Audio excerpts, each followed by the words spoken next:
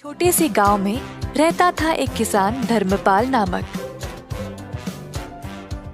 धर्मपाल खेती बाड़ी करके खुद फसल उगाता था। उसके पास कुछ पशु भी थे, जैसे मुर्गी, सूअर, बकरा और एक बड़ी सी गाय जिसको वो बहुत ज्यादा पसंद करता था। गाय से उसको काफी प्यार था क्योंकि वह हर रोज बहुत सारा दूध देती थी। धर्मपाल की कमाई ज्यादातर गाय के दूध से ही मिलती थी, तो वो चाहता था कि गाय हमेशा स्वस्थ रहे। एक दिन जब धर्मपाल खेत में काम कर रहा था, उसका बेटा रोते हुए उसके पास आया। बापू, बापू, जल्दी आइए।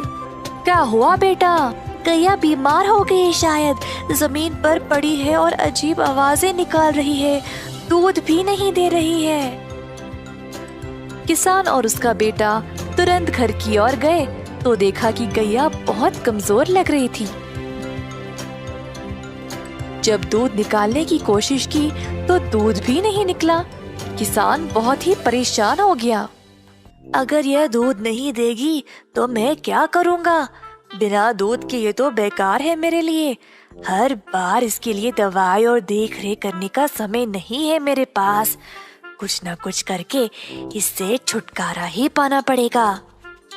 किसान को लगा कि अब गाय ठीक नहीं हो पाएगी, तो उसको खड़ा करके वन की ओर चलाते गया। गाय ने बहुत दूध दिया और अब वह उसके लिए बेकार हो चुकी थी। जंगल के भीतर पहुंचने के बाद किसान ने गाय को खुला छोड़ दिया और वहां से चला गया। बेचारी गैया अकेले और असहाय खड़ी रही। थोड़ी देर बाद गाय जंगल से डरने लगी और वहां से निकलने का रास्ता ढूंढने लगी। अपनी हिम्मत जुटाकर चलने लगी। बहुत देर बाद आखिरकार वह खुली जगह पर पहुंच गई, पर उसको पता ही नहीं था कि वह कहाँ आ गई।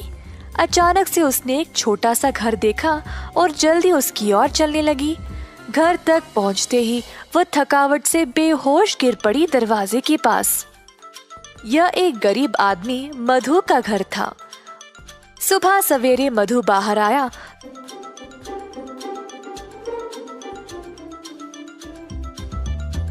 तो उसने गैया को अपने दरवाजे पर देखा। गैया बहुत बीमार लग रही थी और मधु को उसकी यह हालत देखकर बहुत दुख हुआ। उसने अपनी पत्नी को बुलाया मदद के लिए।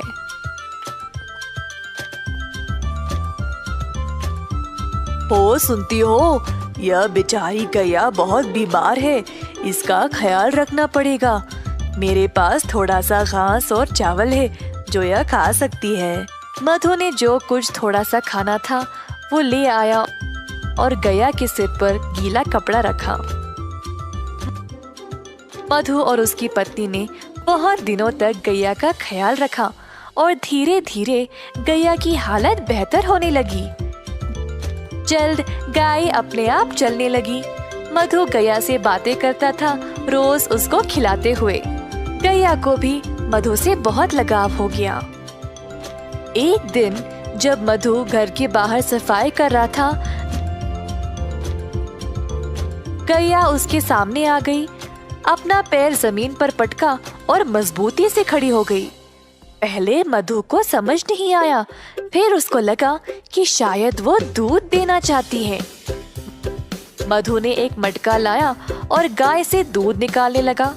इतना सारा दूध देखकर मधु खुशी से झूम उठा। जल्दी वह अपनी पत्नी को दिखाया। देखो क्या हुआ आज, गौ माता ने दूध दिया है। हम इसको बेचकर अच्छा पैसा कमा सकते हैं। ये तो कमाल हो गया जी, प्रभु ने हमारी प्रार्थना सुन ली। ठीक है, आप जल्दी बाजार जाइए और इसको बेचकर पैसे ले आइए। आज रात हम घर पे दावत करेंगे। तो मधु गया बाजार और दूध बेचकर अच्छा पैसा कमाया।